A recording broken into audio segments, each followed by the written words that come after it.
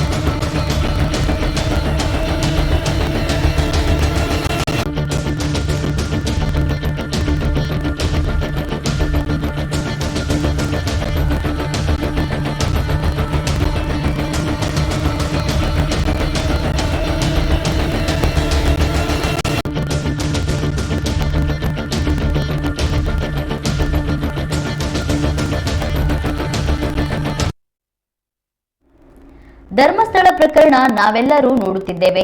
SIT ತನಿಖೆ ಮಾಡಿ ಪ್ರಕರಣದ ವರದಿ ಹೊರಬರಲಿ. ನಗರ ನಕ್ಸಲೆಟ್ಗಳು ಇದರ ಹಿಂದೆ ಇದ್ದಾರೆ. ಪ್ರಾಮಾಣಿಕ ಪೊಲೀಸ್ ಅಧಿಕಾರಿಗಳು ಎಸ್ಐಟಿ ತಂಡದಲ್ಲಿದ್ದಾರೆ ಎಂದು ಮಾಜಿ ಗೃಹ ಸಚಿವ ಶಾಸಕ ಆರಗ ಜ್ಞಾನೇಂದ್ರ ಹೇಳಿದ್ದಾರೆ. ಶಿವಮೊಗ್ಗದಲ್ಲಿ ಮಾಧ್ಯಮ ಪ್ರತಿನಿಧಿಗಳ ಜೊತೆ ಮಾತನಾಡಿದ ಅವರು, ಎಸ್ಐಟಿ ಅಧಿಕಾರಿಗಳು ಅವರ ನಾಟಕಕ್ಕೆ ಬಲಿ ಬೀಳಬಾರದು. ಪ್ರಾಮಾಣಿಕವಾಗಿ ತನಿಖೆಯಾಗಿ ವರದಿ ಹೊರಬರಲಿ. ಧರ್ಮಸ್ಥಳಕ್ಕೆ ಕೆಟ್ಟ ಹೆಸರು ತರುವ ಕುತಂತ್ರ ಭಾವನೆ ಬಹಳ ಇಂದಿನಿಂದ ನಡೆದುಕೊಂಡು ಬಂದಿದೆ.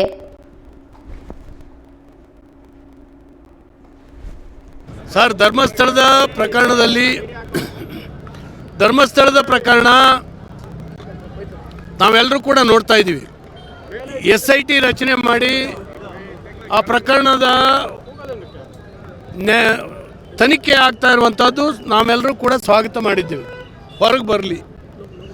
ಆದರೆ ನಾನು ಅವತ್ತಿನಿಂದಲೂ ಕೂಡ ಹೇಳ್ತಾ ಇದ್ದೀನಿ, ಇವತ್ತು ಯಾರು ನಕ್ಸಲೈಟ್ ಪರ ಇದ್ದರು ಮತ್ತು ನಗರ ನಕ್ಸಲೈಟ್ರು ಇದ್ದರು, ಅವರು ಇದ್ರ ಹಿಂದಕ್ಕಿದ್ದು ಇದನ್ನು ಮ್ಯಾನೇಜ್ ಮಾಡುವಂಥ ಒಂದು ಪ್ರಯತ್ನ ನಡೀತಾ ಇದೆ. ನಮ್ಮ ಪೊಲೀಸ್ ಅಧಿಕಾರಿಗಳು ಒಳ್ಳೆಯವರಿದ್ದಾರೆ SITನಲ್ಲಿರೋರು. ಹಾಗಾಗಿ ಅವ್ರು ಯಾರೂ ಕೂಡ ಅವರ ನಾಟಕಕ್ಕೆ ಬಲಿ ಬೀಳಬಾರ್ದು. ಪ್ರಾಮಾಣಿಕವಾಗಿ ಆ ಪ್ರಕರಣಗಳು ಹೊರಗೆ ಬರಲಿ ಅಂತೇಳಿ ಹೇಳಿ ನಾನು ಈ ಸಂದರ್ಭದಲ್ಲಿ ಹಾರೈಸ್ತೇನೆ. ಮತ್ತು ಧರ್ಮಸ್ಥಳಕ್ಕೆ ಏನೊಂದು ಕೆಟ್ಟ ಹೆಸರನ್ನು ತರಬೇಕು ಅನ್ನುವಂಥ ಕುತಂತ್ರ ಭಾವನೆ ಇದೆ. ಅದು ಹಿಂದೂಗಳ ಶ್ರದ್ಧಾ ಕೇಂದ್ರ ಅದು. ಅದು ಯಾವುದೇ ಕಾರಣಕ್ಕೆ ಆಗಬಾರ್ದು, ಆಗೋದು ಇಲ್ಲ. ಯಾಕಂದರೆ ಹಿಂದೂಗಳಿಗೆ ಆ ಭಾವನೆಗಳನ್ನು ಅಳಿಸಾಕ್ಲಿಕ್ಕೆ ಇವರ ಈ ಕುತಂತ್ರ ಭಾಳ ವರ್ಷದಿಂದ ನಡೀತಾ ಇದೆ. ಅದು ಸಾಧ್ಯ ಆಗೋದಿಲ್ಲ. ಅದು ತನಿಖೆಯಿಂದ ಇವತ್ತು ಪ್ರಕರಣ ಹೊರಗೆ ಬರಲಿ. ಯಾರಾದರೂ ಮರ್ಡರ್ ಆಗಿದ್ದರೆ, ಅತ್ಯಾಚಾರ ಆಗಿದ್ದರೆ ಖಂಡಿತವಾಗೂ ಅಂಥವ್ರಿಗೆ ಶಿಕ್ಷೆ ಆಗೋದರಲ್ಲಿ ನಮಗೆ ಎರಡು ಮಾತಿಲ್ಲ. ಆದರೆ ಧರ್ಮಸ್ಥಳದ ಹೆಸರಿಗೆ ಕಳಂಕ ಹಚ್ಚುವಂಥ ಒಂದು ಹಿಂದೂಸ್ತಾನದಲ್ಲಿರುವಂಥ ಒಂದು ಪವಿತ್ರ ಸ್ಥಳಕ್ಕೆ ಕಳಂಕ ಹಚ್ಚುವಂಥ ಏನು ಕೆಲಸ ನಡೆದಿದೆ, ಹಿಂದೂಗಳ ಭಾವನೆಯಲ್ಲಿ ಒಡಕು ಮೂಡಿಸುವಂಥ ಇನ್ನು ಇವರ ಪ್ರಯತ್ನ ಇದೆ ನಗರ ನಕ್ಸಲರದ್ದು, ಅದು ಸಫಲ ಆಗೋದಿಲ್ಲ. ಸರ್, ಇದು ನೀವು ಪ್ರಕರಣದ ಪೂರ್ಣ ತನಿಖೆ ಆದ ಮೇಲೆ ನೀವೇನು ಹೇಳ್ತಾರೆ ಅಂತೇಳಿ ಗೊತ್ತಾಗ್ತದೆ. ಎಲ್ಲರೂ ಇಡೀ ಇದು ಏನು ಹೇಳ್ತಾರೆ ಅಂತೇಳಿ ಹೇಳಿ. ಯಾಕಂದರೆ ಇದ್ರ ಹಿಂದಕ್ಕಿರೋ ಷಡ್ಯಂತ್ರ ನಮ್ಗೆ ಅರ್ಥ ಆಗ್ತದೆ. ಈ ಸಂದರ್ಭದಲ್ಲಿ ನಾನೇನು ಹೇಳಲ್ಲ, ಅದು ಹೊರಗೆ ಬರಲಿ. ಬಂದವಾಗ ಎಲ್ಲರೂ ಕೂಡ ಹಿಂದೂಗಳ ಶ್ರದ್ಧಾ ಕೇಂದ್ರಕ್ಕೆ ಕಳಂಕ ಬರಬಾರದು. ಬಹಳ ವರ್ಷಗಳಿಂದ ನಡೆಯುತ್ತಿರುವ ಇವರ ಕುತಂತ್ರ ಸಾಧ್ಯವಾಗುವುದಿಲ್ಲ. ಯಾರಾದರೂ ಮರ್ಡರ್ ಮಾಡಿದರೆ, ಅತ್ಯಾಚಾರ ಮಾಡಿದರೆ ಅಂತಹವರಿಗೆ ಶಿಕ್ಷೆಯಾಗಲಿ. ಹಿಂದೂಗಳ ಭಾವನೆಗೆ ಕಳಂಕ ತರುವ ನಗರ ನಕ್ಸಲರ ಪ್ರಯತ್ನ ಕೈಗೂಡುವುದಿಲ್ಲ ಎಂದು ಹೇಳಿದ್ದಾರೆ. ಎಲ್ಲರೂ ಕೂಡ ಸ್ವಾಗತ ಮಾಡಿದ್ದೇವೆ, ಹೊರಗೆ ಬರಲಿ. ಆದರೆ ನಾನು ಅವತ್ತಿನಿಂದನೂ ಕೂಡ ಹೇಳ್ತಾ ಇದ್ದೀನಿ, ಇವತ್ತು ಯಾರು ನಕ್ಸಲೇಟ್ ಪರ ಇದ್ದರು ಮತ್ತು ನಗರ ನಕ್ಸಲೇಟ್ರು ಇದ್ದರು, ಅವರು ಇದ್ರ ಹಿಂದಕ್ಕಿದ್ದು ಇದನ್ನು ಮ್ಯಾನೇಜ್ ಮಾಡುವಂಥ ಒಂದು ಪ್ರಯತ್ನ ನಡೀತಾ ಇದೆ. ನಮ್ಮ ಪೊಲೀಸ್ ಅಧಿಕಾರಿಗಳು ಒಳ್ಳೆಯವರಿದ್ದಾರೆ, SITನಲ್ಲಿರೋರು. ಹಾಗಾಗಿ ಅವ್ರು ಯಾರೂ ಕೂಡ ಅವರ ನಾಟಕಕ್ಕೆ ಬಲಿ ಬೀಳಬಾರ್ದು. ಪ್ರಾಮಾಣಿಕವಾಗಿ ಆ ಪ್ರಕರಣಗಳು ಹೊರಗೆ ಬರಲಿ ಅಂತೇಳಿ ಹೇಳಿ ನಾನು ಈ ಸಂದರ್ಭದಲ್ಲಿ ಹಾರೈಸ್ತೇನೆ. ಮತ್ತು ಧರ್ಮಸ್ಥಳಕ್ಕೆ ಏನೊಂದು ಕೆಟ್ಟ ಹೆಸರನ್ನು ತರಬೇಕು ಅನ್ನುವಂಥ ರಾಜ್ಯದಲ್ಲಿ ವ್ಯಾಪಕ ಸುದ್ದಿಯಾಗಿರುವ ಧರ್ಮಸ್ಥಳ ಪ್ರಕರಣದ ಕುರಿತು ಸಂಸದ BY ರಾಘವೇಂದ್ರ ಪ್ರತಿಕ್ರಿಯೆ ನೀಡಿದ್ದಾರೆ. ಧರ್ಮಸ್ಥಳದ ಹೆಸರು ಹಾಳು ಮಾಡಲು ಕೆಲವರು ಹೊಂಚು ಹಾಕಿದ್ದಾರೆ. ಶಕ್ತಿ ಕೇಂದ್ರದಲ್ಲಿ ಅಪಪ್ರಚಾರ ಮಾಡಲಾಗ್ತಿದೆ. ಶೀಘ್ರದಲ್ಲೇ ಎಲ್ಲದಕ್ಕೂ ಉತ್ತರ ಸಿಗಲಿದೆ ಎಂದು ಸಂಸದರು ಮಾಧ್ಯಮಗಳಿಗೆ ಪ್ರತಿಕ್ರಿಯೆ ನೀಡಿದರು. ಒಂದು ಸ್ವಚ್ಛತೆ ವಿಚಾರದಲ್ಲಿ ಶುದ್ಧವಾಗಿ ಧರ್ಮಸ್ಥಳದ ಮಂಜುನಾಥೇಶ್ವರ ಸನ್ನಿಧಾನದಲ್ಲಿ ಒಂದು ಆಧ್ಯಾತ್ಮಿಕ ಶಕ್ತಿಯ ಒಂದು ಶಕ್ತಿ ಅದು. ಅದಕ್ಕೆ ಕೆಲವು ಕಳಂಕ ತರಬೇಕು ಅನ್ನೋದು ಕೂಡ ಪ್ರಯತ್ನ ನಡೀತಾ ಇದೆ. ಸಾಕಷ್ಟು ವರ್ಷಗಳ ಚರ್ಚೆ ಆಗ್ತಾ ಇದೆ. ಆದರೆ ಒಮ್ಮೆ ಒಂದ್ಸತಿ ಸಮಾಜಕ್ಕೆ ಸರಿಯಾದ ಒಂದು ಸಂದೇಶವನ್ನು ಕೊಡಬೇಕು ಅನ್ನೋದು ಕೂಡ ನಮ್ಮೆಲ್ಲರೂ ಕೂಡ ಅಪೇಕ್ಷೆ ಇರಲಿ. ಈಗ ರಾಜ್ಯ ಸರ್ಕಾರ ಅದು ಕೂಡ ಕುಣ್ಕೊಂಡು SIT ತನಿಖೆ ಮಾಡ್ತಾ ಇದೆ. 3-4 ದಿನದಿಂದ ಆಗ್ತಾ ಇದೆ. ಅಲ್ಲಿ ಸಿಕ್ಕಂತ ಎಲ್ಲ ಮೂಳೆಗಳನ್ನು ಕೂಡ ಅದು ಅವ್ರದೇ ಆದಂಥ ಒಂದು ಬೇರೆ ರೀತಿಯಂತ ಅರ್ಥವನ್ನು ಕೊಡ್ತಾ ಇದ್ದಾರೆ. FSL ರಿಪೋರ್ಟ್ ಅನ್ನು ತರಬೇಕಾಗತ್ತೆ. ಸತ್ಯಾಸತ್ಯದ ಜನರಿಗೆ ಗೊತ್ತಾಗಿ ಆಗುತ್ತೆ. ಪ್ರಶ್ನೆ ಇಲ್ಲ ಸರ್. ಧರ್ಮಸ್ಥಳದ ಒಂದು ವಿಚಾರದಲ್ಲಿ ಒಂದು ಹಿಂದೂ ಒಂದು ದೇವತೆಗಳ ಒಂದು ಶಕ್ತಿಯ ಒಂದು ಕೇಂದ್ರವನ್ನ ಒಂದು ಅಪಪ್ರಚಾರ ಮಾಡುವ ಮುಖಾಂತರ ಪ್ರಶ್ನೆ ಮಾಡುವಂತ ಪ್ರಯತ್ನ ಕೂಡ ನಡೀತಾ ಇದೆ ಇದರಿಂದ. ಸೊ ಎಲ್ಲದಕ್ಕೂ ಕೂಡ ಆದಷ್ಟು ಬೇಗ ಉತ್ತರ ಸಿಗುತ್ತೆ ಅಂತ ಥ್ಯಾಂಕ್ ಯು. ಒಂದು ಸ್ವಚ್ಛತೆ ವಿಚಾರದಲ್ಲಿ ಶುದ್ಧವಾಗಿ ಧರ್ಮಸ್ಥಳದ ಮಂಜುನಾಥೇಶ್ವರ ಸನ್ನಿಧಾನದಲ್ಲಿ ಒಂದು ಆಧ್ಯಾತ್ಮಿಕ ಶಕ್ತಿಯ ಒಂದು ಶಕ್ತಿ ಅದು. ಅದಕ್ಕೆ ಕೆಲವು ಕಳಂಕ ತರಬೇಕು ಅನ್ನೋದು ಕೂಡ ಪ್ರಯತ್ನ ನಡೀತಾ ಇದೆ.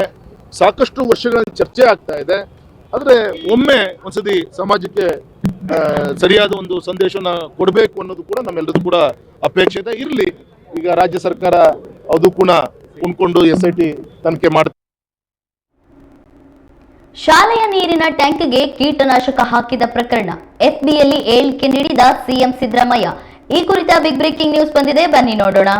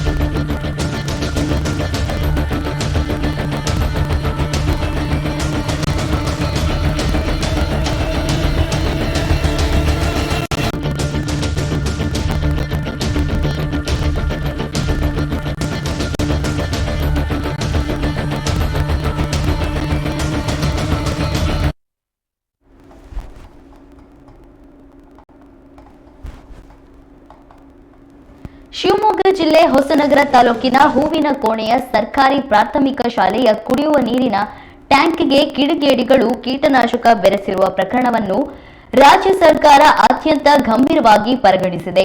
10 ಎಳೆಯ ಮಕ್ಕಳ ಮಾರಣ ಹೋಮ ನಡೆಸುವ ದುರುದ್ದೇಶ ಹೊಂದಿದ್ದ ಇದು ಯಾವ ಭಯೋತ್ಪಾದಕ ಕೃತ್ಯಗಳಿಗೂ ಕಡಿಮೆ ಇಲ್ಲ ಎನ್ನುವುದು ನನ್ನ ಭಾವನೆ ಎಂದು ಸಿಎಂ ಸಿದ್ದರಾಮಯ್ಯ ಹೇಳಿದ್ದಾರೆ.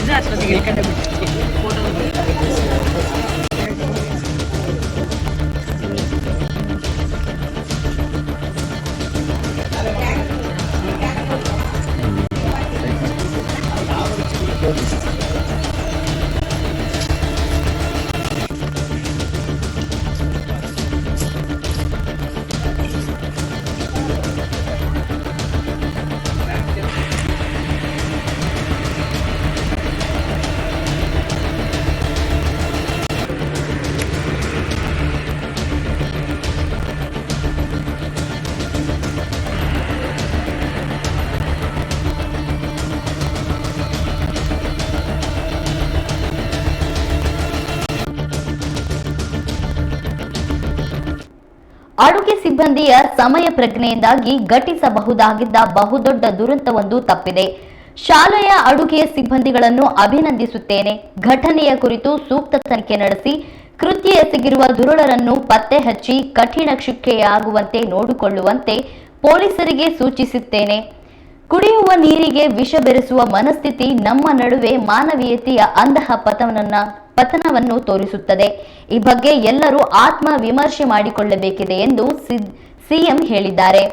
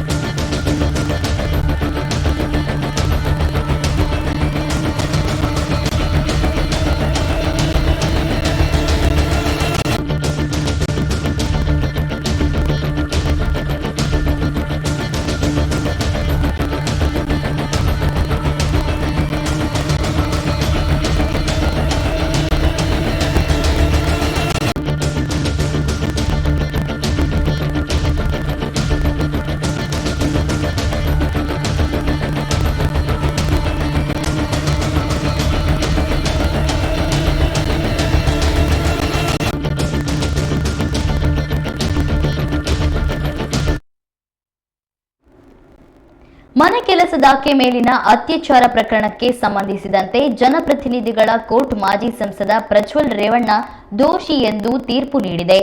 ಮೈಸೂರಿನ ಕೆಆರ್ ನಗರದ ಮಹಿಳೆಯ ಅಪಹರಣ ಮತ್ತು ಅತ್ಯಾಚಾರ ಪ್ರಕರಣದಲ್ಲಿ ಬೆಂಗಳೂರಿನ ಜನಪ್ರತಿನಿಧಿಗಳ ವಿಶೇಷ ನ್ಯಾಯಾಲಯ ಜೆಡಿಎಸ್ ಮಾಜಿ ಸಂಸದ ಪ್ರಜ್ವಲ್ ರೇವಣ್ಣ ವಿರುದ್ಧ ತೀರ್ಪು ಪ್ರಕಟಿಸಿದೆ.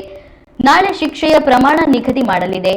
ವಿಶೇಷ ನ್ಯಾಯಾಲಯದ ಜಡ್ಜ್ ಸಂತೋಷ್ ಗಜಾನನ ಭಟ್ ಜುಲೈ 29ರಂದು ವಿಚಾರಣೆ ಪೂರ್ಣಗೊಳಿಸಿ ಪ್ರಜ್ವಲ್ ರೇವಣ್ಣ ದೋಷಿ ಎಂದು ತೀರ್ಪು ನೀಡಿದ್ದಾರೆ.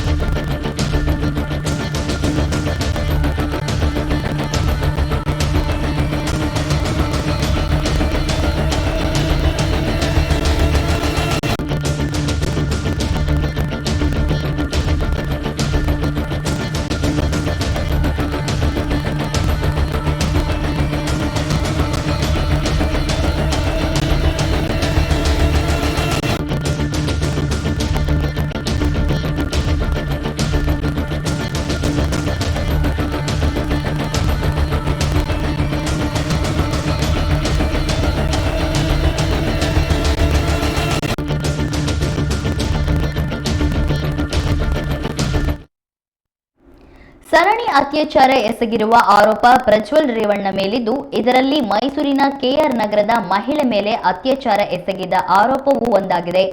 ಅತ್ಯಾಚಾರ ಪ್ರಕರಣ ಬೆಳಕಿಗೆ ಬರಬಾರದು ಎಂದು ಮಹಿಳೆಯನ್ನ ಅಪಹರಿಸಿ ಹುಣಸೂರು ಬಳಿಯ ತೋಟದ ಮನೆಯಲ್ಲಿ ಕೂಡಿ ಹಾಕಲಾಗಿತ್ತು ಎಂಬ ಆರೋಪದ ಅಡಿ ದೂರು ದಾಖಲಾಗಿತ್ತು. ಈ ಪ್ರಕರಣದಲ್ಲಿ ಮಾಜಿ ಸಚಿವ ಎಚ್.ಡಿ. ರೇವಣ್ಣ ಮತ್ತು ಭವಾನಿ ರೇವಣ್ಣ ಸೇರಿದಂತೆ ಒಟ್ಟು 9 ಆರೋಪಿಗಳಿದ್ದಾರೆ.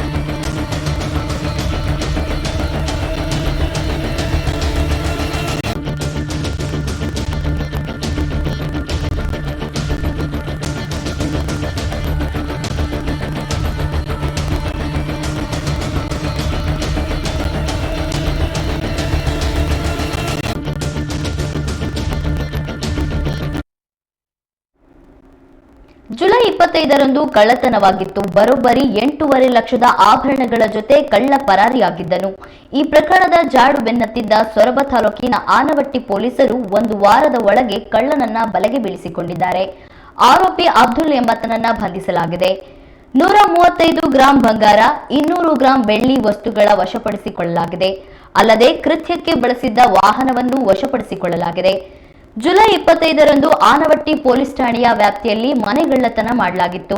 ಶಕನವಳ್ಳಿಯ ಗ್ರಾಮದ ಶಂಭುಲಿಂಗಪ್ಪ ಎನ್ನುವರ ಮನೆಯಲ್ಲಿ ಈ ಕಳ್ಳತನ ನಡೆದಿತ್ತು. ಇದೀಗ 1 ವಾರದ ಅಂತರದಲ್ಲಿಯೇ ಆರೋಪಿಯನ್ನ ಪೊಲೀಸರು ಬಲೆಗೆ ಬೀಳಿಸಿದ್ದಾರೆ.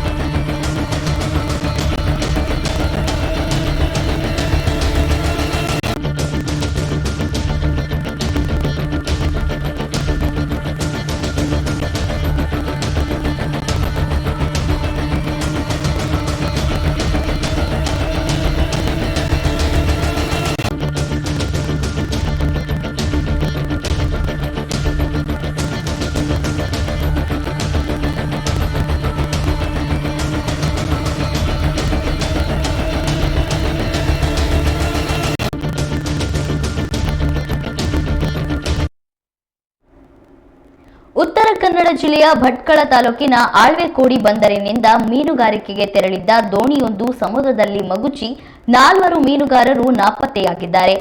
ನಾಪತ್ತೆಯಾಗಿರುವವರ ಪತ್ತೆಗೆ ಕಾರ್ಯಾಚರಣೆ ಮುಂದುವರಿಸಲಾಗಿದೆ. ದೋಣಿಯಲ್ಲಿದ್ದ 6 ಮಂದಿ ಮೀನುಗಾರರ ಪೈಕಿ ದೋಣಿ ಮಾಲೀಕ ಮನೋಹರ ಈರಯ್ಯ ಮೊಗೇರ ಮತ್ತು ರಾಮ ಮಾಸ್ತಿ ಖಾರ್ವಿ ಅವರನ್ನು ರಕ್ಷಿಸಿ ಭಟ್ಕಳ ಸರ್ಕಾರಿ ಆಸ್ಪತ್ರೆಗೆ ದಾಖಲಿಸಲಾಗಿದೆ. ಅವರ ಆರೋಗ್ಯ ಸ್ಥಿತಿ ಸ್ಥಿರವಾಗಿದೆ ಎಂದು ವರದಿಯಾಗಿದೆ. ಆದರೆ ಉಳಿದ 4 ಮೀನುಗಾರರ ಸುಳಿವು ಸಿಕ್ಕಿಲ್ಲ.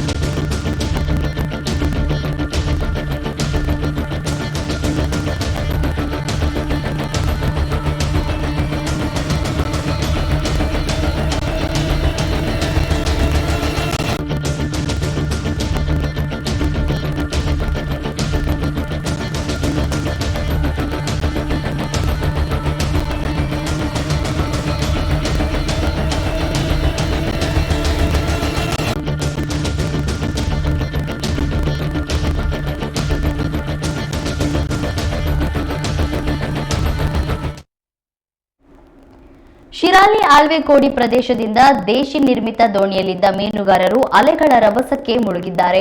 ಭಟ್ಕಳಕ್ಕೆ ಸಮೀಪದ ತೆಂಗಿನಗುಂಡಿ ಬಳಿ ಈ ಅಪಘಾತ ಸಂಭವಿಸಿದೆ. ಭಾರೀ ಮಳೆ ಮತ್ತು ಹೆಚ್ಚಿನ ವೇಗದ ಗಾಳಿಯಿಂದಾಗಿ ಸಮುದ್ರಕ್ಕೆ ಇಳಿಯದಂತೆ ಐಎಂಡಿ ಎಚ್ಚರಿಕೆ ನೀಡಿತ್ತು. ಆದರೂ ಮೀನುಗಾರರು ಸಮುದ್ರಕ್ಕಿಳಿದಿದ್ದು ಜಾಲಿಕೋಡಿಯ ರಾಮಕೃಷ್ಣ ಮೊಗೇರ್, ಆಳ್ವೆಕೋಡಿಯ ಸತೀಶ್ ತಿಮ್ಮಪ್ಪ ಮೊಗೇರ್ ಮತ್ತು ಗಣೇಶ್ ಮಂಜುನಾಥ್ ಮೊಗೇರ್ ಮತ್ತು ಮುರುಡೇಶ್ವರದ ನಿಶ್ಚಿತ್ ಮೊಗೇರ್ ಎಂಬುವರೇ ನಾಪತ್ತೆಯಾದ ಮೀನುಗಾರರಾಗಿದ್ದಾರೆ.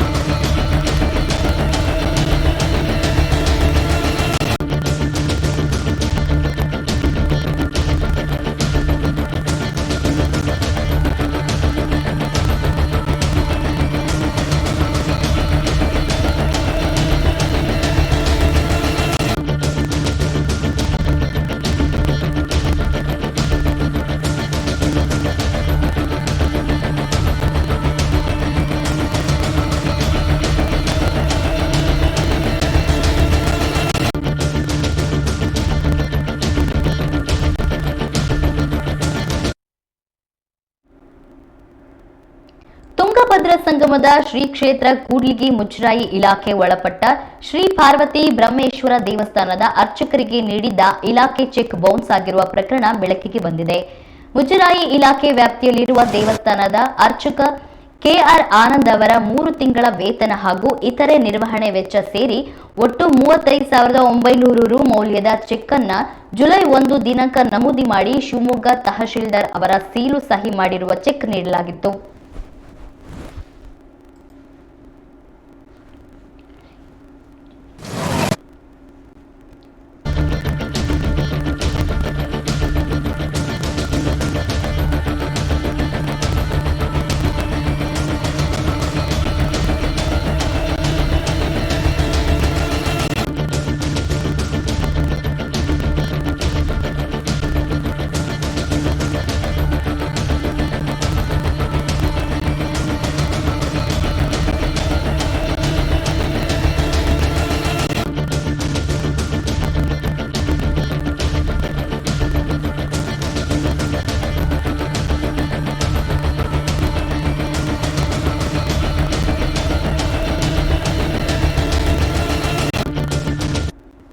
ಇತ್ತೀಚೆಗೆ ನಗದೀಕರಣಕ್ಕೆ ಸದರಿ ಚೆಕ್ ಅನ್ನ ಕೂಡ್ಲಿಗಿ ಕರ್ನಾಟಕ ಬ್ಯಾಂಕಿಗೆ ನೀಡಲಾಗಿತ್ತು.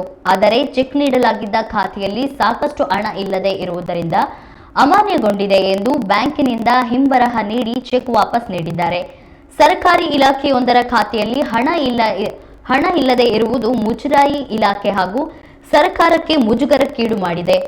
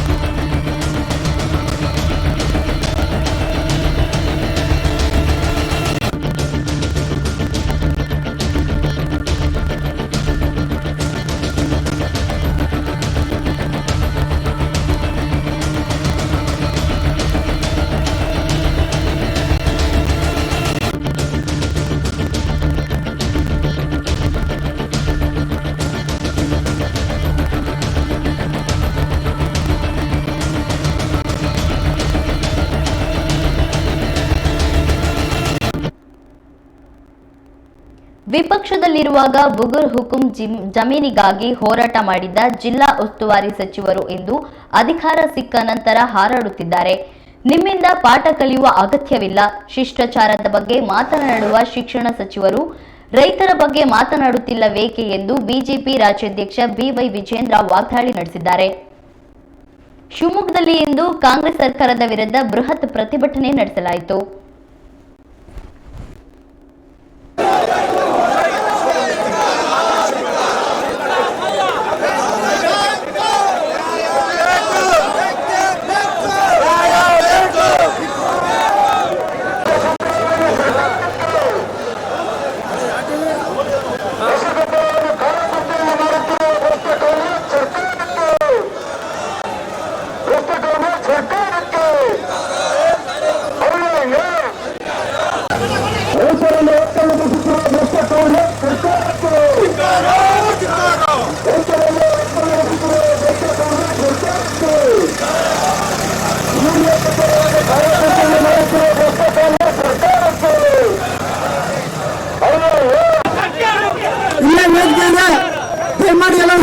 ಬೇಕಾಗಿ ನಿಲ್ಸ್ಕೊಳ್ತಾ ಇದ್ದೇನೆ. ದಯಮಾಡಿ DC ಕಚೇರಿ ಮೆಟ್ಟಿಲು ಬರಬೇಕು. ರಾಜ್ಯದಲ್ಲಿ ಕಡೆ ತಿರುಗಬೇಕು. बोलो भारत माता के, बोलो भारत माता के. ಎಷ್ಟು ಕಾಂಗ್ರೆಸ್ ಸರ್ಕಾರಕ್ಕೆ ನೀರು ಅನುದಾನ ತಿನ್ನಕ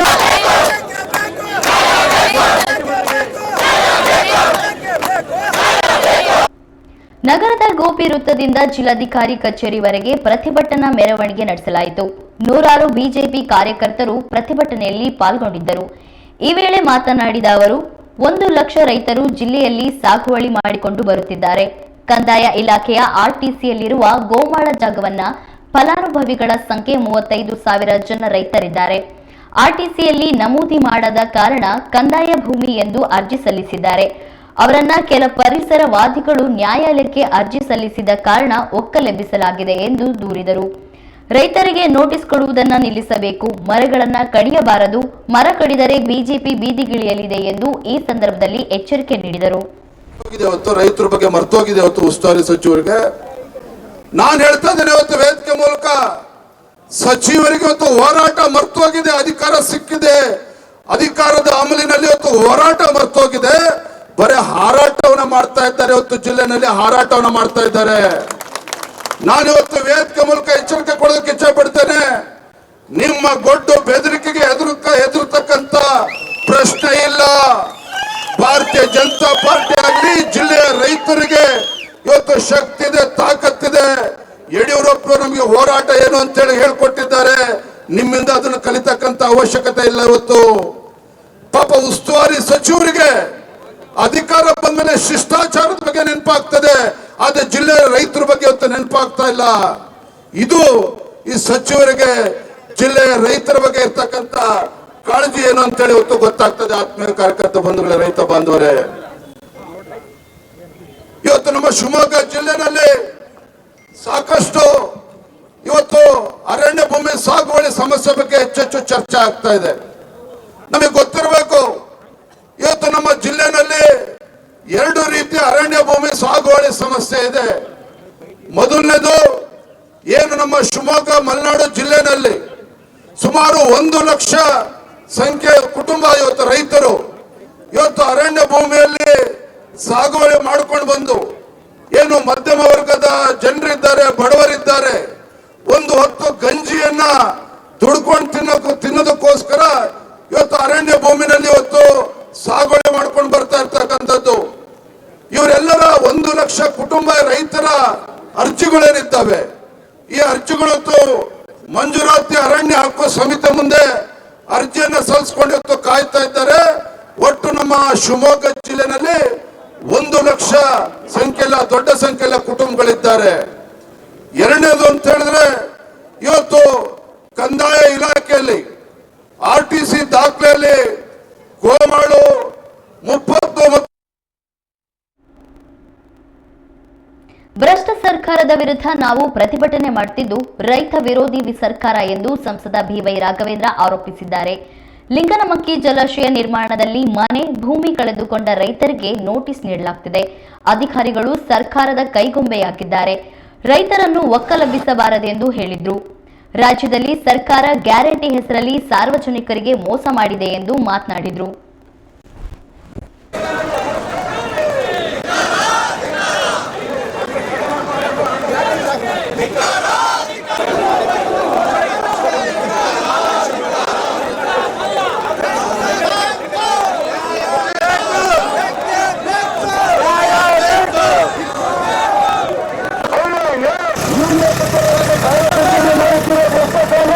ಪ್ರಶ್ನೆಯನ್ನ ಮಾಡಿ ಕಂದಾಯ ಅಧಿಕಾರಿಗಳೇ ಅವರೇ ಮಾಡಿದಂತ ಆದೇಶ ಅವರೇ ಮತ್ತೆ ಮರುಪ್ರಶ್ನೆಯನ್ನ ಮಾಡಿ ಆ ಒಂದು ಹಕ್ಕುಪತ್ರವನ್ನ ತೆಗೆದುಹಾಕುವಂತ ಪ್ರಯತ್ನಗಳಿರ್ಬೋದು. ಕೋಟಿ ಓಡುವಂತ ಒಂದು ಅನಿವಾರ್ಯತೆಯನ್ನ ರೈತರಿಗೆ ತರ್ತಾ ಇದ್ದಾರೆ. ಈಗಾಗಲೇ ಸುಮಾರು 8-10 ಕಡೆಗೆ ನಮ್ಮ ರೈತರು ಬೆಳೆದಂತ 2-3 ವರ್ಷದ ಅಡಿಕೆ ತೋಟಗಳನ್ನ ಕಡಿಯುವಂತ ಕೆಲಸವನ್ನ ಅರಣ್ಯಾಧಿಕಾರಿಗಳು ಮಾಡ್ತಾ ಇದ್ದಾರೆ. ಹಾಗಾಗಿ ಈ ಸಂದರ್ಭ ಇಷ್ಟು ಮಾತ್ರ ಹೇಳ್ತೀನಿ, ಈ ರೀತಿ ಕಂದಾಯ ಇಲಾಖೆಯು ಅರಣ್ಯ ಇಲಾಖೆಯು ಒಂದು ತಾಳೆ ಇಲ್ಲದಂತೆ ರೈತರನ್ನು ಬಲಿ ಮಾಡುವಂತ ಕೆಲಸ ಮಾಡ್ತಾ ಇದ್ದಾರೆ. ಹಾಗಾಗಿ ಇವತ್ತು ಸಾಂಕೇತಿಕವಾಗಿ ಇವತ್ತು ನಮ್ಮ ರಾಜ್ಯಾಧ್ಯಕ್ಷರ ನೇತೃತ್ವದಲ್ಲಿ ಪ್ರತಿಭಟನೆಯನ್ನು ಮಾಡಿದ್ದೀವಿ. ಇನ್ನು ಒಬ್ಬ ರೈತನಿಗೆ ಈ ರೀತಿಯಂತ ಕಿರುಕುಳ ಕೊಡುವಂತ ಕೆಲಸವನ್ನ ಮಾಡಿದ್ರೆ ನಮ್ಮ ರಾಜ್ಯದ ರಾಷ್ಟ್ರೀಯ ನಾಯಕರ ನೇತೃತ್ವದಲ್ಲಿ ನಾವು ಮುತ್ತಿಗೆಯನ್ನು ಹಾಕಬೇಕಾಗತ್ತೆ. ರೈತರ ರಕ್ಷಣೆ ಕೊಡಬೇಕು. ಇದೇ ವಿರೋಧ ಪಕ್ಷದಲ್ಲಿದ್ದಾಗ ಸಾಕಷ್ಟು ಭಾಷಣವನ್ನು ಮಾಡಿದ್ದೀರಿ, ಆದರೆ ಇವತ್ತು ಆಡಳಿತದಲ್ಲಿದ್ದೀರಿ, ರೈತರ ರಕ್ಷಣೆ ಕೊಡುವಂಥ ಕೆಲಸವನ್ನು ಮಾಡಿ. ಯಾರೋ ಒಬ್ಬ ವ್ಯಕ್ತಿ ಅಫಿಡವಿಟ್ ಹಾಕಿದ್ದಾನೆ, ರೈತ ಅಧಿಕಾರಿಗಳನ್ನ ಪಾರ್ಟಿ ಮಾಡಿದ್ದಾನೆ ಅಂತ ಹೇಳಿ ಇವರು ತಮ್ಮ ಬೀಸೋದೋಣಿಯನ್ನು ತಪ್ಪಿಸ್ಕೊಳ್ಳುವಂಥ ಪ್ರಯತ್ನವನ್ನು ಬಿಟ್ಟು ಕೋರ್ಟಲ್ಲಿ ಹೋಗಿ ರೈತರ ಪರವಾಗಿ ವಾದವನ್ನು ಮಾಡಬೇಕಾಗಿತ್ತು. ಇವರು ಕೋರ್ಟಲ್ಲಿ ಹೋಗಿ ಆ ರೈತರು ಏನು ಸಾಗುವಳಿ ಬಂದಿದ್ದಾರೆ, ಅವ್ರ ಜೀವನ ಹೊಟ್ಟೆಪಾಡಿಗೋಸ್ಕರ ಮಾಡ್ಕೊಂಡ್ಬಂದಿರೋದು. ಅದೇ ರೈತರ ಪರವಾಗಿ ನಿಲುವನ್ನು ತೆಗೆದುಕೊಂಡು ಕೋರ್ಟಲ್ಲಿ ವಾದ ಮಾಡಬೇಕೇ ಹೊರತು ಈ ರೀತಿ ರೈತರ ವಿರುದ್ಧ ಈ ರೀತಿ ಅಂತ ಏನು ವಿರುದ್ಧ ನಡ್ಕೊತಾ ಇದ್ದೀರಿ, ತಪ್ಪಿದು. ಇದ್ರ ಪ್ರತಿಫಲನೆ ಇವತ್ತು ನಾವೆಲ್ಲರೂ ಕೂಡ ಹೋರಾಟವನ್ನು ಮಾಡಿದ್ದೀವಿ ಮತ್ತು ಈ ಸಂದರ್ಭ ನಾವು ಖಂಡಿಸ್ತಾ ಇದ್ದೀವಿ ಸರ್. ಈಗಾಗಲೇ ಕ್ಲಾರಿಟಿ ಆಗಿದೆ ಸರ್. ನಮ್ಮ ರಾಜ್ಯಾಧ್ಯಕ್ಷ ನೇತೃತ್ವದಲ್ಲಿ ರಾಜ್ಯಾದ್ಯಂತ ಹೋರಾಟಗಳು ನಡೆದಿದೆ. ಮೊನ್ನೆ ನಮ್ಮೆಲ್ಲ ಸಂಸತ್ ಸದಸ್ಯರು ಹೋಗಿ ಮನವಿಯನ್ನು ಕೂಡ ಕೊಟ್ಟಿದ್ದೀವಿ, ಸ್ಪಷ್ಟವನ್ನು ಕೊಟ್ಟಿದ್ದಾರೆ ನಮ್ಮ ಕೇಂದ್ರದ ರಸಗೊಬ್ಬರ ಸಂಬಂಧಪಟ್ಟಂತ ಸಚಿವರು. ಮತ್ತು 1.5 lakh metric ton, already 2 lakh ಚಿಲ್ಲರೆ ಮೆಟ್ರಿಕ್ ಟನ್ ಬಂದಾಗಿದೆ, 8 ಲಕ್ಷ ಚಿಲ್ಲರೆ ಮೆಟ್ರಿಕ್ ಟನ್ ಬಂದಾಗಿದೆ, ಮತ್ತಿನ್ನೂ 1 ಲಕ್ಷ ಚಿಲ್ಲರೆ ಕಳಿಸ್ಕೊಡ್ತೀನಿ ಅಂತ ಹೇಳಿ ಎಲ್ಲೋ ಒಂದು ಕಡೆಗೆ ಈ ಒಂದು ಏಜೆನ್ಸಿಗಳು ಇವರ ಅಧಿಕಾರಿ ಒಂದು ಮಟ್ಟದ ಕೆಳಗೆ ಎಲ್ಲ ಕೂಡ ಮಿಸ್ಯೂಸ್ ಆಗ್ತಾ ಇದೆ. ರಸಗೊಬ್ಬರವನ್ನು ದುರುಪಯೋಗಪಡಿಸ್ಕೊತಾ ಇದ್ದಾರೆ. ಎಲ್ಲೊಂದು ಕಳ್ಳ ದಾರಿಯೆಲ್ಲ ಮಾರಾಟ ಆಗ್ತಿದೆ ಅಂತ ಅನಿಸ್ತಾ ಇದೆ. ಹಾಗೆ ಸರಿಯಾದ ರೀತಿ ಸ್ಪಂದನೆ ಮಾಡಬೇಕು ಅಂತ ಒತ್ತಾಯನ ಮಾಡ್ತಾರೆ, ಕೆಲಸ ಮಾಡ್ತಿದ್ದಾರೆ. ಟ್ರಂಪ್ ಅವರು ನಮ್ಮ ಆರ್ಥಿಕ ನೀತಿಯನ್ನು ಪ್ರಶ್ನೆ ಮಾಡುವಂಥ ಪ್ರಯತ್ನವನ್ನು ಇಂಡೈರೆಕ್ಟ್ಲಿ ನಮಗೆ ತೊಂದರೆ ಮಾಡಲಿಕ್ಕೆ ಏನು ಬೇಕು. ಭದ್ರಾವತಿಯಲ್ಲಿ ಗೋವು ಕಳ್ಳರ ಹಾವಳಿ, ರೈಲ್ವೆ ಸ್ಟೇಷನ್ ಬಳಿ ನಡೆದ ಘಟನೆ. ಈ ಕುರಿತ ಸುದ್ದಿ ನೋಡೋಣ ಪುಟ್ಟ ವಿರಾಮದ ನಂತರ.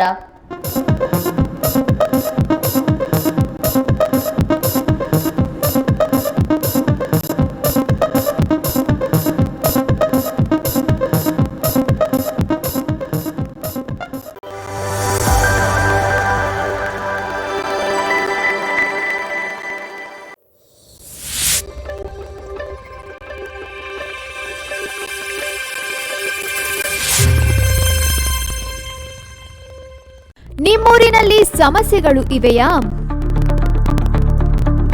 ಸಂಬಂಧಪಟ್ಟವರ ಗಮನಕ್ಕೆ ತಂದ್ರೂ ಪ್ರಯೋಜನವಾಗಿಲ್ವೇ? ಹಾಗಾದ್ರೆ ನೀವು ಮಾಡಬೇಕಾಗಿರೋ ಕೆಲಸ ಇಷ್ಟೇ. ನಿಮ್ಮೂರಿನ ಸಮಸ್ಯೆ ಕುರಿತು ವಿಡಿಯೋ ಮಾಡಿ ಸ್ವಲ್ಪ ಮಾಹಿತಿ ನೀಡಿ. ಆ ವಿಡಿಯೋವನ್ನ ಈ ನಂಬರ್ಗೆ ಕಳುಹಿಸಿಕೊಡಿ. 9900218866. ನಿಮ್ಮ ಸಮಸ್ಯೆಗೆ ನಾವು ಧ್ವನಿಯಾಗುತ್ತೇವೆ. ವಾಟ್ಸ್ಆಪ್ ವರದಿಗಾರ. ವಿಶ್ವವಿಖ್ಯಾತ ಜೋಗ ಜಲಪಾತ, ಆಗುಂಬೆಯ ವೈಭವ, ಕೊಡಚಾದ್ರಿಯ ಸೌಂದರ್ಯ, ತುಂಗೆ ಮತ್ತು ಭದ್ರೆಯರ ಆರ್ಭಟ, ಶರಾವತಿ ನದಿಯ ವಿಹಂಗಮ ನೋಟ, ಮಲೆನಾಡ ಹೆಬ್ಬಾಗಿಲಿನ ಸಮಗ್ರ ಚಿತ್ರಣ,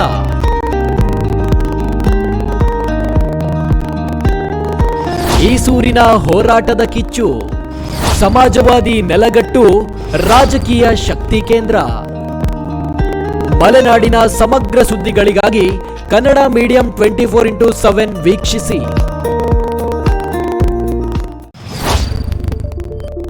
ಫೇಸ್ಬುಕ್ನಲ್ಲಿ 2 ಲಕ್ಷ ಫಾಲೋವರ್ಸ್, ಯೂಟ್ಯೂಬ್ನಲ್ಲಿ 1,90,000 ಸಬ್ಸ್ಕ್ರೈಬರ್ಸ್, ರಾಜ್ಯಾದ್ಯಂತ ಕೋಟಿ ವೀಕ್ಷಕರು. ಕೋಟಿ ವೀಕ್ಷಕರಿಗೆ ಧನ್ಯವಾದಗಳು. ನಿಮ್ಮ ಕನ್ನಡ ಮೀಡಿಯಂ 24x7.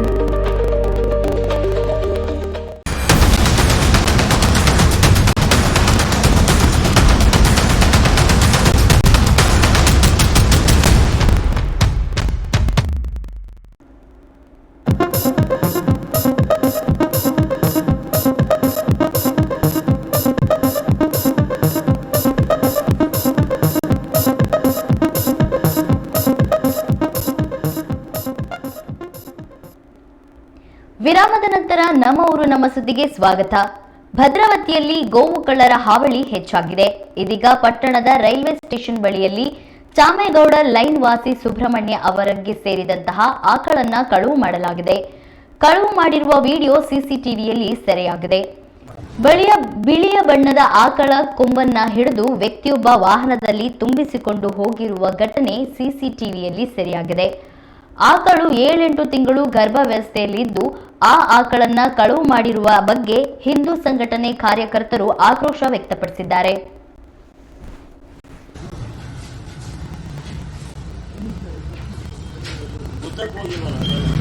ನಾವು ಓಡ್ಸಕ್ ಹೋದ್ರೆ ಕುದುತ್ತಾರೆ.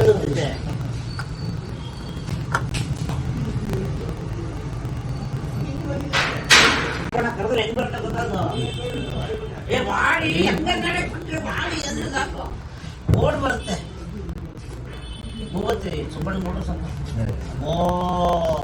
ನಂಬರ್ ಕಾಣುತ್ತೇನ ಬಜ್ಜೆ ಹೆಸರು ಮರ್ತ್ಬಿಟ್ಟೆ. ಅಜಯ್ ಇಲ್ಲ ನಂಬರ್ ಕಾಣಿಸ್ತಿಲ್ಲ. ಇವರು ಕ್ಯಾಂಟೀನ್ ಅವ್ರು ಮಾತಾಡ್ತಾರ ಒಂದ್ಸರಿ, ಅವ್ರಿಗೆ ಮಾತಾಡಿಸ್ಬೇಕಿತ್ತು.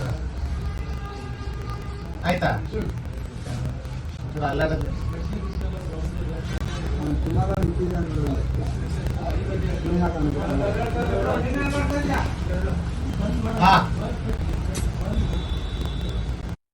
ಭದ್ರಾವತಿ ತಾಲೂಕು ಮತ್ತು ಸುತ್ತಮುತ್ತಲಿನಲ್ಲಿ ಅತಿಯಾಗಿ ಗೋವು ಕಳ್ಳತನವಾಗುತ್ತಿದೆ. ಭದ್ರಾವತಿ ಪೊಲೀಸರು ಕ್ರಮ ಕೈಗೊಂಡಿಲ್ಲ ಎಂದು ಸ್ಥಳೀಯರು ದೂರಿದ್ದಾರೆ.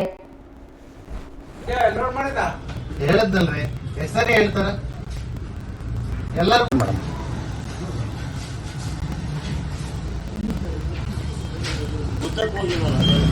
ನಾವು ಓಡ್ಸಕ್ ಹೋದ್ರೆ ಕುದುತ್ತಾರೆ.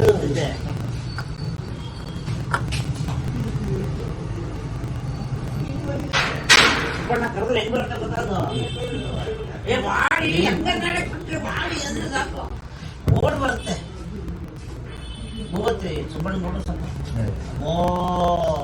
ನಂಬರ್ ಕಾಣುತ್ತೇನ ಬಜ್ಜೆ ಹೆಸರು ಮರ್ತ್ಬಿಟ್ಟೆ. ಅಜಯ್ ಇಲ್ಲ ನಂಬರ್ ಕಾಣಿಸ್ತಿಲ್ಲ. ಇವರು ಕ್ಯಾಂಟೀನ್ ಅವ್ರು ಮಾತಾಡ್ತಾರ ಒಂದ್ಸರಿ, ಅವ್ರಿಗೆ ಮಾತಾಡ. ರಾಜ್ಯದಲ್ಲಿ ಒಳ ಮೀಸಲಾತಿಯನ್ನು ತಕ್ಷಣ ಜಾರಿ ಮಾಡಿ ಎಂದು ಆಗ್ರಹಿಸಿ ಶಿವಮೊಗ್ಗದಲ್ಲಿ ಮಾದಿಗ ಸಮಾಜ ಪ್ರತಿಭಟನೆ ಮಾಡಿತು. ಸಂವಿಧಾನ ಶಿಲ್ಪಿ ಅಂಬೇಡ್ಕರ್ ಸಂವಿಧಾನದಲ್ಲಿ ಹೇಳಿದ್ದಾರೆ. ಸರ್ಕಾರ ಈ ವಿಚಾರವಾಗಿ ತಡ ಮಾಡುತ್ತಿದೆ ಎಂದು ಆರೋಪಿಸಿ ಶಿವಮೊಗ್ಗದ ಜಿಲ್ಲಾಧಿಕಾರಿ ಕಚೇರಿ ಎದುರು ಪ್ರತಿಭಟನೆ ನಡೆಸಿ ಆಕ್ರೋಶ ಹೊರಹಾಕಿದ್ದಾರೆ. ಕೂಡಲೇ ಒಳ ಮೀಸಲಾತಿಯನ್ನ ರಾಜ್ಯದಲ್ಲಿ ಜಾರಿಗೆ ತರುವಂತೆ ಆಗ್ರಹಿಸಿದರು.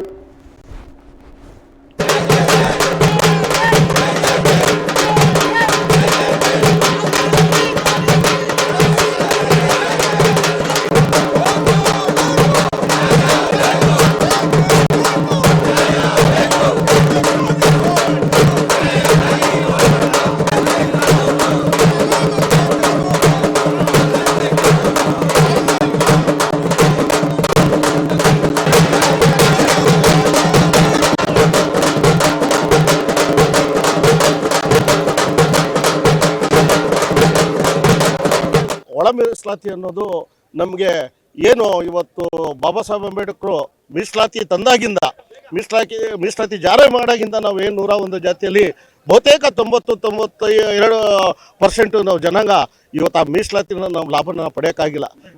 ಕೆಲವರು ಜನರ ಪಾಲಾಗಿ ಇವತ್ತು ನಾವು ಸ್ವಾತಂತ್ರ್ಯ ನಂತರ ಮೀಸಲಾತಿ ಜಾರಿಯಾದಾಗಿಂದ ಅನಾಥ ಪ್ರಜ್ಞೆಯಿಂದ ಭಾಳ ಶೋಚನೀಯ ಸ್ಥಿತಿಯಲ್ಲಿ ನಾವು ಇವತ್ತು ಇದ್ದೀವಿ. ಮೀಸಲಾತಿ ಅನ್ನೋದು ಯಾವುದು ಭಿಕ್ಷೆ ಅಲ್ಲ, ಅದು ಬಾಬಾ ಸಾಹೇಬ್ ಅಂಬೇಡ್ಕರ್ ಕಟ್ಟ ಕಡೆ ವ್ಯಕ್ತಿಗೂ ಈ ಮೀಸಲಾತಿ ತಲುಪಬೇಕು. ಅವರು ಕೂಡ ಈ ಏನು ದಲಿತ ಮಾದಿಗ ಸಮುದಾಯಗಳಿದೆ ಬಹಳ ಸ್ವಾಭಿಮಾನದ ಬದುಕಬೇಕು ಅಂತ ಹೇಳ್ಬಿಟ್ಟು ಅವ್ರು ಕೊಟ್ಟಂತ ಒಂದು ಮೀಸಲಾತಿ ಇದು ಸಂವಿಧಾನಬದ್ಧ ನಮ್ಮ ಹಕ್ಕು. ಆದರೆ ಇವತ್ತು ನಮಗೆ ಸಂವಿಧಾನಬದ್ಧವಾಗಿ ದಕ್ಕಬೇಕಾಗಿದ್ದ ಅನ್ನದ ತಟ್ಟೆಗಳು ಎಲ್ಲೋ ಕಳುವಾಗಿದ್ವು, ನಮ್ಮ ಉದ್ಯೋಗಗಳು ಎಲ್ಲೋ ಕದ್ದು ಹೋಗಿದ್ವು. ಇವತ್ತು ನಮಗೆ ನಮ್ಮ ಏನು ಹಿರಿಯರು ಇವತ್ತು ಮಾದಿಗ ಸಹೋದರರು ಇದ್ದಾರೆ, 160-70 ವರ್ಷ ಅವರು ಅನುಭವಿಸ್ಕೊಂಡ್ಬಂದು ಕಳೆದ 30 ವರ್ಷದಿಂದ ಹೋರಾಟ ಮಾಡಿದ ಫಲ ಇವತ್ತು ನಮಗೆ ಈ ಒಳ ಮೀಸಲಾತಿ ಜಾರಿಯಾಗಿದೆ. ಅದು ಒಳ ಮೀಸಲಾತಿ ನಾವು ಹೋರಾಟ ಮಾಡ್ತಾ ಹೋಗ್ಬೇಕಾ? ಬಾಬಾ ಸಾಹೇಬ್ ಅಂಬೇಡ್ಕರ್ ನಮಗೆಲ್ಲರಿಗೂ ಕಟ್ಟ ಕಡೆ ವ್ಯಕ್ತಿಗೂ ಎಲ್ರಿಗೂ ಇದು ತಲುಪಬೇಕನ್ನೋ ಒಂದು ದೀರ್ಘ ಇದರಿಂದ ನಮಗೆ ಒಂದು ಯೋಚನೆ ಮಾಡಿಕೊಟ್ಟಿರೋಂಥ ಒಂದು ಮೀಸಲಾತಿ ಇದನ್ನು ಇವತ್ತು ಯಾಕೆ ಇಷ್ಟು ವರ್ಷ ನಮಗೆ ತಲುಪಲಿಲ್ಲ? ಇವತ್ತು ನಮ್ಮ ಮಾದಿಗ ಸಮುದಾಯದವರು, ಅಲೆಮಾರಿ ಸಮುದಾಯದವರು ಅನಾಥವಾಗಿ ವಿಳಾಸ ಇಲ್ಲದೆ ಇವತ್ತು ರಸ್ತೆ ಮೇಲೆ ಇವತ್ತು ಬದುಕ್ತಾ ಇದ್ದೀವಿ. ಅತ್ಲಾಗ ಕಾಡು ಇಲ್ಲ, ಇತ್ಲಾಗ ನಾಡು ಇಲ್ಲ ಅಂತೇಳಿ ಅತಂತ್ರ ಸ್ಥಿತಿಯಲ್ಲಿ ಬದುಕ್ತಾ ಇದ್ದೀವಿ.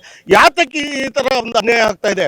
ನಾವು ಇವತ್ತು ಈ ಹೋರಾಟ ಮಾಡುವಂಥ ಇವತ್ತೇನಾರೇ ಜಯ ಸಿಕ್ಕಿದೆ ಅಂದರೆ ನಮ್ಮ ಬಾಬಾ ಸಾಹೇಬ್ ಅಂಬೇಡ್ಕರ್ ಸಂವಿಧಾನದ ಮೂಲಕ ಇವತ್ತು ನಮ್ಗೆ ಯಾರು ಏನು ನಮ್ಮ ಹಕ್ಕನ್ನು ನಾವೇ ಪಡ್ಕೋಬೇಕು, ನಮ್ಗೆ ಯಾರು ಬಂದು ಕೊಡೋಕ್ಕಾಗಿಲ್ಲ. ನಾನು ಇವತ್ತು ಅಲೆಮಾರಿ ಜನಾಂಗದವನಾಗಿ ನಮ್ಮ ಮಾದಿಗ ಸಹೋದರಿಗೆ ನಾನು ಭಾಳ ತುಂಬರದಿಂದ ಅವರಿಗೆ ನಾನು ಸ್ಮರಿಸ್ತಾ ಇದ್ದೀನಿ. ಕಾರಣ ಏನಂತ ಹೇಳಿದ್ರೆ ಅವರು ಒಳ ಮೀಸಲಾತಿ 106 ವರ್ಷದಿಂದ ವಂಚಿತರಾಗಿ. ಶಿವಮೊಗ್ಗದಲ್ಲಿ ENT ಆಸ್ಪತ್ರೆ ಉದ್ಘಾಟನೆಗೆ ಕ್ಷಣಗಣನೆ ಶುರುವಾಗಿದೆ. ಆಗಸ್ಟ್ 3ರಂದು ಶಿವಮೊಗ್ಗದ CL ರಾಮಣ್ಣ ರಸ್ತೆಯಲ್ಲಿ ಶಕರ್ಣವಾಕ್ ಮತ್ತು ಶ್ರವಣ ಕೇಂದ್ರ ಆಸ್ಪತ್ರೆ ಶುಭಾರಂಭವಾಗಲಿದೆ. ಈ ಆಸ್ಪತ್ರೆಯಲ್ಲಿ ಎಲ್ಲ ವಯಸ್ಸಿನವರಿಗೆ ಶ್ರವಣ ಪರೀಕ್ಷೆ, ಶ್ರವಣ ಸಾಧನ ಅಳವಡಿಕೆ, ಧ್ವನಿ ಸಮಸ್ಯೆಗಳ ಮೌಲ್ಯಮಾಪನ ಚಿಕಿತ್ಸೆ ಲಭ್ಯವಿರುತ್ತದೆ. ಈ ಕುರಿತು ಇಂದು ಶಿವಮೊಗ್ಗದಲ್ಲಿ ನಡೆದ ಪತ್ರಿಕಾಗೋಷ್ಠಿಯಲ್ಲಿ ENT ಆಸ್ಪತ್ರೆಯ ವೈದ್ಯರಾದ ಸಾಧನಾ ಮಲ್ಲಿಕಾರ್ಜುನ್ ಮಾಹಿತಿ ನೀಡಿದರು. 10 ವರ್ಷ ಕಾಲ ಸೇವೆಯನ್ನು ಮಾಡಿದ್ದೀವಿ. ಸೊ ನಾನು ಅಲ್ಲಿನ 2 ಹಾಸ್ಪಿಟ್ಲಲ್ಲಿ, ಆಸ್ಟರ್ ಹಾಸ್ಪಿಟಲ್ ನಿಮಗೆಲ್ಲ ಗೊತ್ತಿರ್ಬೋದು, ಬೆಂಗಳೂರಲ್ಲಿದೆ, ಹಾಗೆ ದುಬೈಯಲ್ಲೂ ಇದೆ. ಸೊ ಅಲ್ಲಿ 2 ವರ್ಷ ವರ್ಕ್ ಮಾಡಿದೆ. ಅದರ ನಂತರ ಸೌದಿ ಬೇಸ್ಡ್ ಡಾಕ್ಟರ್ ಸುಲೇಮಾನ್ ಅಲ್ ಹಬೀಬ್ ಅಂತ ಹೇಳಿ ಒಂದು ಹಾಸ್ಪಿಟಲ್, ಅಲ್ಲಿ 6 ವರ್ಷ ಸೇವೆಯನ್ನು ಸಲ್ಲಿಸಿದ್ದೀನಿ. ಇವರು ಅಲ್ಲಿನ ದುಬೈ ಗೌರ್ಮೆಂಟ್ ಇದ್ದು ಲ್ಯಾಬಲ್ಲಿ ವರ್ಕ್ ಮಾಡ್ತಾ ಇದ್ರು. ಹಾಗೆ ಅದರ ನಂತರ ಏರ್ ಅರೇಬಿಯಾ ಅಂತ ಹೇಳುವಂಥ ಏರ್ಲೈನ್ ಕಂಪನಿಯ ನಾರ್ಕೋಟಿಕ್ಸ್ ವಿಭಾಗದಲ್ಲಿ ಕೆಲಸವನ್ನು ಮಾಡ್ತಾ ಇದ್ರು. ಸೊ ನಾವು ಹೆಚ್ಚು ಕಮ್ಮಿ ಒಂದು 10 ವರ್ಷ, ನಮ್ಮ ಎಕ್ಸ್ಪೀರಿಯನ್ಸು 11 ವರ್ಷ 13 ವರ್ಷ, ಅದರಲ್ಲಿ 10 ವರ್ಷದಷ್ಟು ಕಾಲ ದುಬೈಯಲ್ಲಿ ವರ್ಕ್ ಮಾಡ್ತಾ ಇದ್ವಿ. ಸೊ ದುಬೈಯಿಂದ ನಮಗೆ ಮುಖ್ಯವಾಗಿ ನಮ್ಮ ಜನರ ಸೇವೆ ಮಾಡಬೇಕು ಅಂತ ಹೇಳೋದು ನಮ್ಮ ಉದ್ದೇಶ ಆಗಿತ್ತು. ಹಾಗೆ ನನ್ನ ಒಂದು ಕನಸು ಶಿವಮೊಗ್ಗದಲ್ಲಿ ನಾನು ಸ್ಪೀಚ್ ಅಂಡ್ ಹಿಯರಿಂಗ್ ಒಂದು ಕ್ಲಿನಿಕ್ ಅನ್ನು ಓಪನ್ ಮಾಡಬೇಕು ಅಂತ ಹೇಳೋದು. ನಾನು ಬ್ಯಾಚುಲರ್ಸ್ ಮುಗಿಸಿದ್ದು 2009ರಲ್ಲಿ. 2009ರಿಂದನೂ ನನ್ನ ತಲೆಯಲ್ಲಿ ಈ ಒಂದು ವಿಷಯ ಇತ್ತು. ಆದರೆ ಇವಾಗ ಕಾರಣಾಂತರಗಳಿಂದ ಅದು ಮುಂದೂಡ್ತಾ ಹೋಯ್ತು. ಇವಾಗ ಅದಕ್ಕೆ ಒಂದು ಸಕಾಲ ಕೂಡ ಬಂದಿದೆ. ಸೊ ಇಲ್ಲಿ ನಾವು ಆಗಸ್ಟ್ 3ನೇ ತಾರೀಕು ಸಕರ್ಣ ವಾಕ್ ಶ್ರವಣ ಕೇಂದ್ರವನ್ನು ಆರಂಭ ಮಾಡ್ತಾ ಇದ್ದೀವಿ. ಸೊ ಅದರ ಉದ್ಘಾಟನೆಗೋಸ್ಕರ ನಿಮ್ಮೆಲ್ಲರನ್ನೂ ಆಹ್ವಾನಿಸ್ತಾ ಇದ್ದೀವಿ. ಹಾಗೆ ಹೆಚ್ಚು ಹೆಚ್ಚು ಜನರಿಗೆ ಈ ವಿಷಯವನ್ನು ತಲುಪಿಸ್ಬೇಕು ಅಂತ ನಿಮ್ಮಲ್ಲಿ ಕಳಕಳಿಯ ಒಂದು ವಿನಂತಿಯನ್ನು ಮಾಡ್ಕೊಳ್ತಾ ಇದ್ದೀವಿ.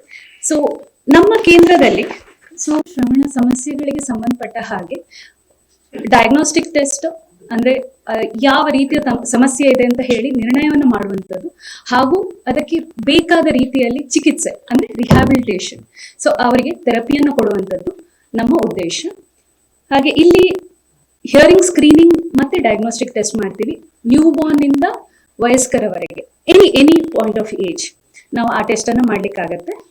ಹಾಗೆ ಶ್ರವಣ ಸಾಧನಗಳ ಪರೀಕ್ಷೆ, ಪ್ರಯೋಗ ಮತ್ತು ಶ್ರವಣ ಸಾಧನ ಅಳವಡಿಕೆ ಅಂದರೆ ಹಿಯರಿಂಗ್ ಏಡ್ ಟ್ರಯಲ್ ಮತ್ತು ಫಿಟ್ಟಿಂಗ್ ಅದನ್ನು ಮಾಡ್ತೀವಿ. ಶ್ರವಣ ಸಾಧನ ಮೂಲಕ ಆಲಿಸಲು ತರಬೇತಿ ಅಂದರೆ ಆಡಿಟರಿ ವರ್ಬಲ್ ಥೆರಪಿ ಅಂತ ಹೇಳ್ತೀವಿ ನಾವು.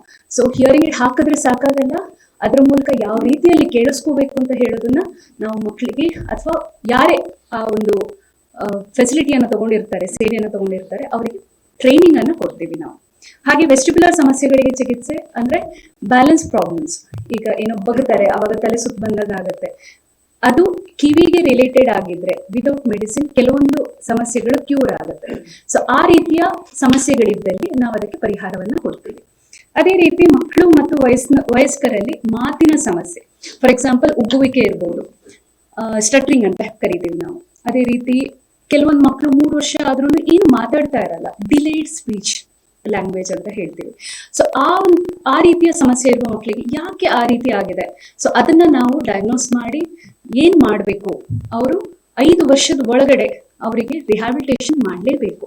ಸೊ ನಾವು ಒಂದು ಮಾತು ಹೇಳ್ತೀವಿ, early identification is the best for early intervention ಅಂತ ಹೇಳಿ.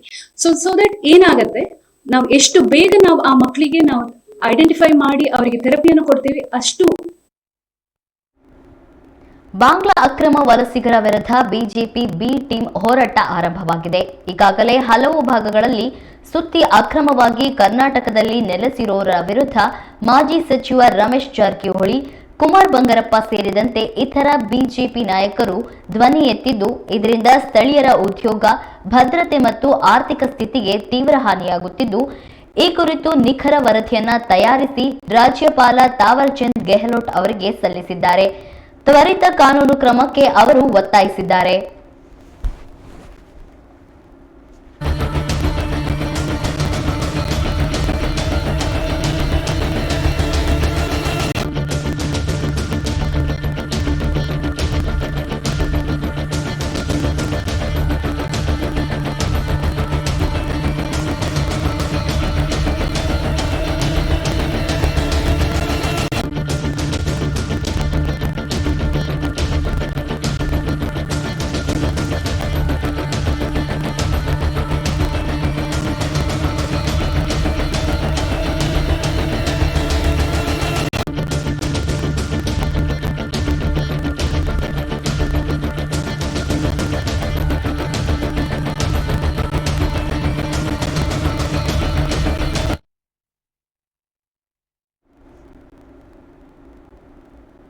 ಮಂತ್ರಾಲಯ ರಾಯರ ಮಠದ ಹುಂಡಿಗೆ ಕೋಟ್ಯಾಂತರ ರು ಕಾಣಿಕೆ ಹರಿದು ಬಂದಿದೆ. ಜೂನ್ ಅಂತ್ಯದಿಂದ ಜುಲೈ ತಿಂಗಳವರೆಗಿನ ಅವಧಿಯಲ್ಲಿ ಹುಂಡಿಗೆ ಹಾಕಿರುವ ಕಾಣಿಕೆ ಎಣಿಕೆ ಮಾಡಲಾಗಿದ್ದು 35 ದಿನಗಳಲ್ಲಿ 5,46,06,555 ರು ಸಂಗ್ರಹವಾಗಿದೆ. 127 ಗ್ರಾಂ ಚಿನ್ನ, 1,820 ಗ್ರಾಂ ಬೆಳ್ಳಿ ಆಭರಣಗಳನ್ನು ಭಕ್ತರು ನೀಡಿದ್ದಾರೆ. ಕಾಣಿಕೆ ಬಗ್ಗೆ ಮಂತ್ರಾಲಯ ಮಠದ ಆಡಳಿತ ಮಂಡಳಿ ಮಾಹಿತಿ ನೀಡಿದೆ.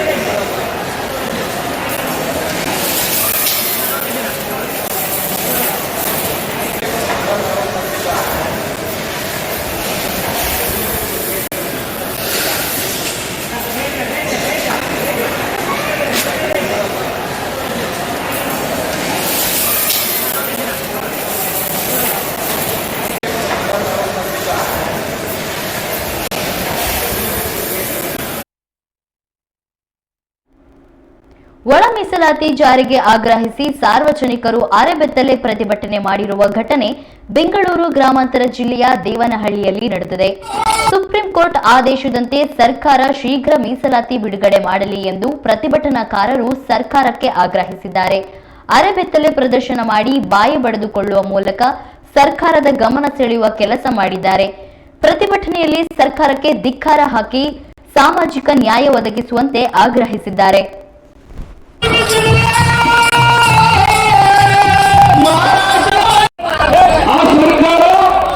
ನಮ್ಮ ವರದಿ ಸ್ವೀಕಾರ ಮಾಡಿಲ್ಲ ಅಂದ್ರೆ ಆ ಸರ್ಕಾರಕ್ಕೆ ಎಚ್ಚರಿಕೆ ಕೊಡಬೇಕಂದ್ರೆ ಮಾತಿಗೆ ಬಂಧುಗಳು ನಾವು ಇವತ್ತು ಸ್ವಾಭಿಮಾನದ ಹೋರಾಟ ಮಾಡ್ತಾ ಇದ್ದೀವಿ. ದಯಮಾಡಿ ಕುಳಿತುಕೊಳ್ಳಿ, ನೀವು ಕುಳಿತುಕೊಳ್ಳಿ. ಅವರು ಇದಕ್ಕಿಂತ ಹೆಚ್ಚಾಗಿ ಏನಿರಲ್ಲ. ನಾವು ಮಾದಿಗರಾಗಿದ್ರೆ ಕಟ್ಟೋಬಿಚ್ಚಿ ಕುತ್ಕೊಳ್ಳೋಣ. ನಿಮ್ ಮಾದಿಗತನ ಇಲ್ಲ ಅಂತಂದ್ರೆ ನಿಮ್ ಇಷ್ಟ ಸೂಚಿಸುವಂತ ಎಲ್ಲ ಮಾದಿಗ ಪರವಾಗಿ ಕರ್ನಾಟಕ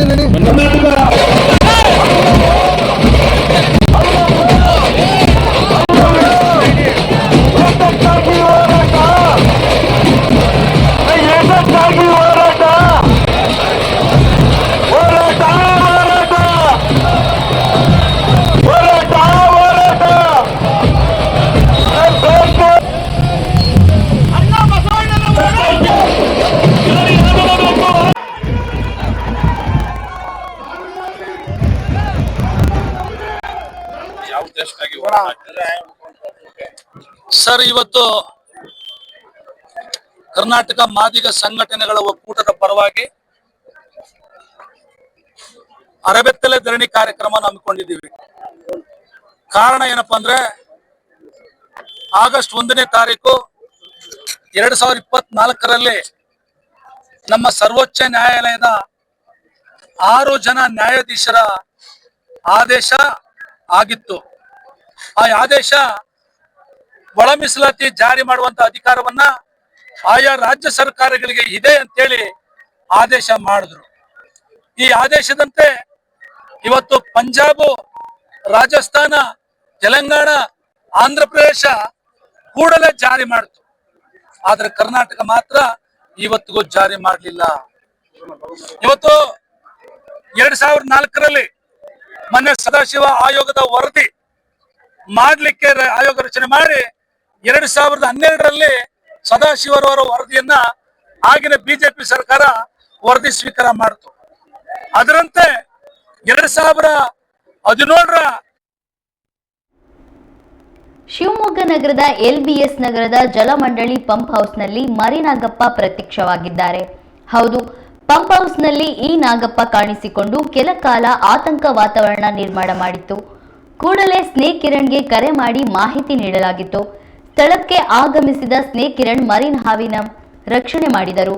ಸುಮಾರು 15 ದಿನಗಳ ಹಾವಿನ ಮರಿ ಇದಾಗಿದ್ದು ಸಿಬ್ಬಂದಿ ನಿಟ್ಟುಸಿರು ಬಿಟ್ಟಿದ್ದಾರೆ. ಸಕಾಲಕ್ಕೆ ಆಗಮಿಸಿದ ಸ್ನೇಕ್ ಕಿರಣ್ಗೆ ಧನ್ಯವಾದವನ್ನ ಹೇಳಿದ್ದಾರೆ. ಒಂದು 2-3 ತಿಂಗಳು ಮರಿನ ಇದು? ಒಂದು ವಾರದ ಮರಿ. ಹೌದಾ?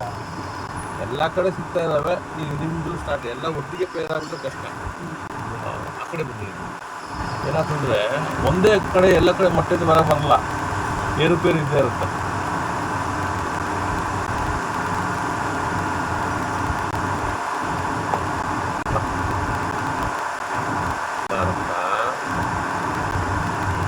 ಮಾಡಿ ನೋಡಿ ಯಾರು ಮಾಡ್ಬಿಡಿ ಏನಾಗ್ತದೆ.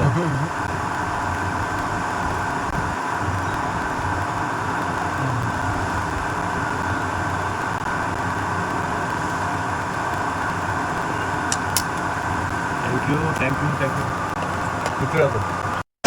ಸರ್, ಯಾವ ಏರಿಯಾ ಇದು? ಕರ್ನಾಟಕ ಜಲಮಂಡಳಿ ವತಿಯಿಂದ ಒಂದೇ ಸ್ಥಾನದಲ್ಲಿ ನಿರ್ಮಿಸಲಾದ ಮಾಹಿತಿ ಸಲ್ಲಿಸಿದಾಗ ಕೂಡಲೇ ನಮ್ಮ ಸ್ನೇಹಿತರಾದ ಸ್ನೇಹ ಕಿರಣ್ ಅವರಿಗೆ ಫೋನ್ ಮುಖಾಂತರ ಅವರಿಗೆ ಸಂಪರ್ಕ ಮಾಡಿದಾಗ ಕೆಲವೇ ನಿಮಿಷಗಳಲ್ಲೇ ಬಂದು ಈ ಪುಟ್ಟ ನಾಗರಾವಿನ ಮರಿ ಸುಮಾರು 15ರಿಂದ 20 ದಿನದ ಮರಿ ಇರ್ಬೋದು ಮೋಸ್ಟ್ಲಿ. ತುಂಬ ಮುದ್ದಾಗಿದೆ. ಅದು ಎಡೆ ಎತ್ತಿದ್ರೆ ನೋಡ್ಲಿಕ್ಕೆ ಅಷ್ಟು ಸುಂದರವಾಗಿದೆ. ಬಟ್ ಅಷ್ಟೇ ವಿಷಪೂರಿತ ನಾಗರ ಮರಿ ಇರೋದ್ರಿಂದ ಇದನ್ನ ಸುರಕ್ಷಿತವಾಗಿ ನಮ್ಮ ಸ್ನೇಹಿತರಾದ ಸ್ನೇಹ ಕಿರಣ್ ಅವರು ರಕ್ಷಿಸಿ. ಶಿವಮೊಗ್ಗ ಮಹಾನಗರ ಪಾಲಿಕೆ ವ್ಯಾಪ್ತಿಯಲ್ಲಿ ವಾಸವಿರುವ ನೀರಿನ ಬಳಕೆದಾರರು ಮಾಲೀಕರುಗಳು 1 ವರ್ಷಕ್ಕಿಂತ ಮೇಲ್ಪಟ್ಟು ನೀರಿನ ಕಂದಾಯ ಬಾಕಿ ಉಳಿಸಿಕೊಂಡಿದ್ದಲ್ಲಿ 7 ದಿನಗಳ ಒಳಗಾಗಿ ಕಡ್ಡಾಯವಾಗಿ ಪಾವತಿಸಬೇಕು ಎಂದು ಕರ್ನಾಟಕ ನಗರ ನೀರು ಸರಬರಾಜು ಮತ್ತು ಒಳಚರಂಡಿ ಮಂಡಳಿಯ ಸಹಾಯಕ ಕಾರ್ಯಪಾಲಕ ಅಭಿಯಂತರರು ತಿಳಿಸಿದ್ದಾರೆ. ಬಳಕೆದಾರರು ಮಾಲೀಕರು ನೀರಿನ ಕಂದಾಯ ಪಾವತಿ ಮಾಡಲು ತಪ್ಪಿದಲ್ಲಿ ನೀರಿನ ಸಂಪರ್ಕಗಳನ್ನು ಕಡಿತಗೊಳಿಸಲಾಗುವುದು. ಆದುದರಿಂದ ನೀರಿನ ಸಂಪರ್ಕಗಳನ್ನು ಕಡಿತಗೊಳಿಸುವ ಅಹಿತಕರ ಘಟನೆಗೆ ಬಳಕೆದಾರರು ಅಥವಾ ಮಾಲೀಕರು ಅವಕಾಶ ನೀಡದೆ 7 ದಿನದೊಳಗಾಗಿ ನೀರಿನ ಕಂದಾಯವನ್ನು ಪಾವತಿಸಲು ಪ್ರಕಟಣೆಯಲ್ಲಿ ತಿಳಿಸಿದ್ದಾರೆ.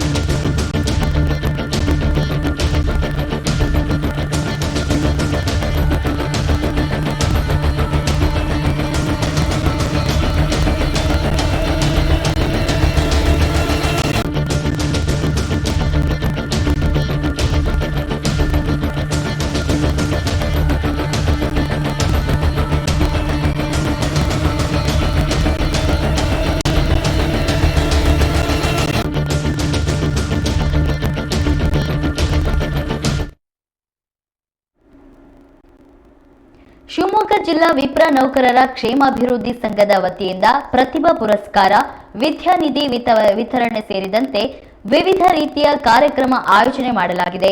ಈ ಕಾರ್ಯಕ್ರಮವು ಆಗಸ್ಟ್ 3ರಂದು ನಡೆಯಲಿದ್ದು ಶಿವಮೊಗ್ಗದ ಕುವೆಂಪು ರಂಗಮಂದಿರದಲ್ಲಿ ಆಯೋಜನೆ ಮಾಡಲಾಗಿದೆ.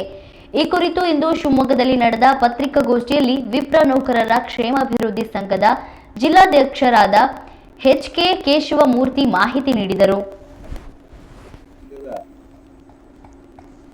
ವಾರ್ಷಿಕ ಹಬ್ಬ ಪ್ರತಿ ವರ್ಷ ನಡೆಸುವಂತಹ ನಮ್ಮ ಏನು ಸುವರ್ಣ ದಾಂಪತ್ಯ ವಿದ್ಯಾನಿಧಿ ವಿತರಣೆ ಮತ್ತು ಪ್ರತಿಭಾ ಪುರಸ್ಕಾರ ಕಾರ್ಯಕ್ರಮ ಇದೆ. ಅದು ನಮ್ಮ ಸಂಘದ ವಾರ್ಷಿಕ ಕಾರ್ಯಕ್ರಮ. ಅದು ಕೂಡ ನಮಗೊಂದು ಹಬ್ಬದ ವಾತಾವರಣವನ್ನು ಆಚರಿಸಬೇಕು ಅಂತ ಒಂದು ಕಳಕಳಿಯಿಂದ ಆ ಕಾರ್ಯಕ್ರಮ ಅವ್ರು ಹೇಳಿದಂತೆ ಕುವೆಂಪು ರಂಗಮಂದಿರದಲ್ಲಿ ಬರುವ ಭಾನುವಾರ 10ನೇ ತಾರೀಕು ಬೆಳಗ್ಗೆ 10 ಗಂಟೆಯಿಂದ 2 ಗಂಟೆ 3ನೇ ತಾರೀಕು ಬೆಳಗ್ಗೆ 10 ಗಂಟೆಯಿಂದ ಮಧ್ಯಾಹ್ನ 2 ಗಂಟೆವರೆಗೆ ಕಾರ್ಯಕ್ರಮವನ್ನು ಇಟ್ಕೊಂಡಿದ್ದೀವಿ. ಈ ಕಾರ್ಯಕ್ರಮವನ್ನು ವಿಶೇಷವಾಗಿ ನಮ್ಮ ಸಂಘದ ಸದಸ್ಯರಿಗೆ ಮತ್ತು ಸಮಾಜ ಬಾಂಧವರಿಗೆ ತಿಳಿಸಬೇಕು ಅಂತ ಹೇಳೋ ಉದ್ದೇಶದಿಂದ ಈ ಪತ್ರಿಕಾಗೋಷ್ಠಿಯನ್ನು ಕರೆದಿದ್ದೀವಿ. ತಮಗೆಲ್ಲರಿಗೂ ಕೂಡ ಮತ್ತೊಮ್ಮೆ ನಮ್ಮ ಈ ಗೋಷ್ಠಿಗೆ ಹೃತ್ಪೂರ್ವಕ ಸ್ವಾಗತವನ್ನು ಕೋರ್ತೇನೆ.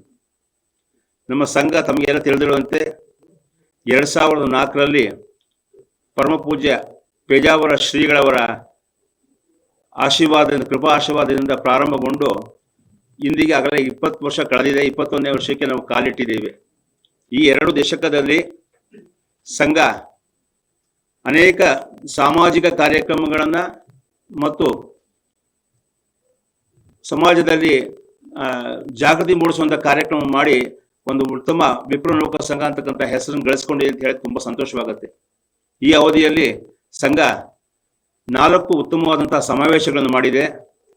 2004ರಲ್ಲಿ ಪ್ರಾರಂಭಗೊಂಡ ನಂತರ 2007ರಲ್ಲಿ ವಿಪ್ರ ಚಿಂತನಾ ಸಮಾವೇಶ, 2009ರಲ್ಲಿ ರಾಜ್ಯ ಮಟ್ಟದ ವಧುವರ ಸಮಾವೇಶ, 2012ರಲ್ಲಿ ಮಠಾಧೀಶರು ಒಳಗೊಂಡಂತೆ ವಿಪ್ರ ಜಾಗೃತಿ ಸಮಾವೇಶ, 2015ರಲ್ಲಿ ಗಾಯತ್ರಿ ಕ್ರಿಕೆಟ್ ಕಪ್ ಅಂತಕ್ಕಂಥ ಯುವ ಕ್ರಿಕೆಟ್ ಕಪ್ ಅನ್ನು ಕೂಡ ಒಂದು ಆಯೋಜನೆ ಮಾಡಿ ಒಂದು ಉತ್ತಮವಾದಂತಹ ಸಂಘದಲ್ಲಿ ಒಂದು ಸಂಘಟನಾತ್ಮಕವಂತಹ ಒಂದು ಬೆಳವಣಿಗೆಯನ್ನು ಸಂಘ ತಂದಿದೆ.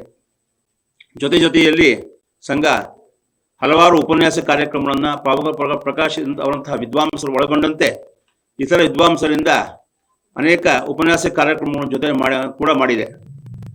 ಜೊತೆಯಲ್ಲಿ ವಿದ್ಯಾರ್ಥಿಗಳಿಗೆ ಪರೀಕ್ಷೆಯಲ್ಲಿ ಸಂದರ್ಭಗಳಲ್ಲಿ ಆಗುವಂತಹ ಆತಂಕವನ್ನು ನಿವಾರಣೆ ಮಾಡೋದಕ್ಕೋಸ್ಕರ ಆತ್ಮಸ್ಥೈರ್ಯ ತುಂಬಿ ಅವರು ಪರೀಕ್ಷೆಗಳಲ್ಲಿ ಚೆನ್ನಾಗಿ ಅಂಕ ಗಳಿಸಬೇಕು ಅನ್ನೋ ಉದ್ದೇಶದಿಂದ ಅವರಿಗೆ ಧೈರ್ಯ ತುಂಬುವಂಥ ಕಾರ್ಯಕ್ರಮ ಕೂಡ ಸಂಘ ಮಾಡಿದೆ. ಜೊತೆಯಲ್ಲಿ ಬೇರೆ ಬೇರೆ ಸಂಸ್ಥೆಗಳನ್ನೇ ಆರೋಗ್ಯ ತಪಾಸಣಾ ಶಿಬಿರವನ್ನು ಕೂಡ ನಾವು ಮಾಡಿದ್ದೀವಿ. ಆಮೇಲೆ ಶಿವಮೊಗ್ಗದಲ್ಲಿ ಇರ್ತಕ್ಕಂಥ ಇತರ ಸಂಘ ಸಂಸ್ಥೆಗಳ ಜೊತೆ ಕೈ ಜೋಡಿಸಿ ಬೇರೆ ಬೇರೆ ಧಾರ್ಮಿಕ ಕಾರ್ಯಕ್ರಮ ಕೂಡ ಸಂಘ ಭಾಗವಹಿಸಿ ಅವ್ರ ಜೊತೆ ಕೈಗೂಡಿಸಿ ಅವರ ಸಹಕಾರವನ್ನು ತಗೊಂಡು ನಾವು ಸಂಘವೂ ಕೂಡ ಕಾರ್ಯಕ್ರಮ ಮಾಡಿದೆ ಅಂತ ಹೇಳಕ್ಕೆ ನಾನು ಇಷ್ಟಪಡ್ತೇನೆ.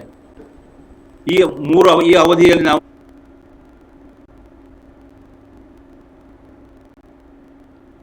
ಇದೀಗ ಮತ್ತೊಮ್ಮೆ ಹೆಡ್ಲೈನ್ಸ್.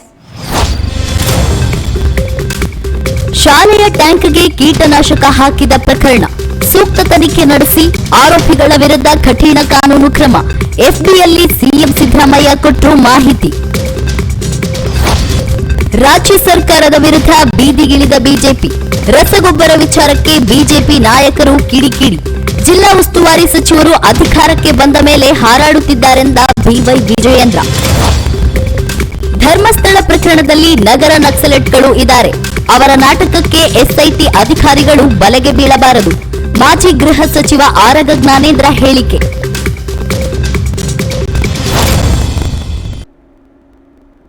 ಇದಾಗಿತ್ತು ಈ ಹೊತ್ತಿನ ಸುದ್ದಿ. ಇನ್ನಷ್ಟು ಮಾಹಿತಿಗಾಗಿ ನೋಡ್ತಾ ಇರಿ ಕನ್ನಡ ಮೀಡಿಯಂ 24x7.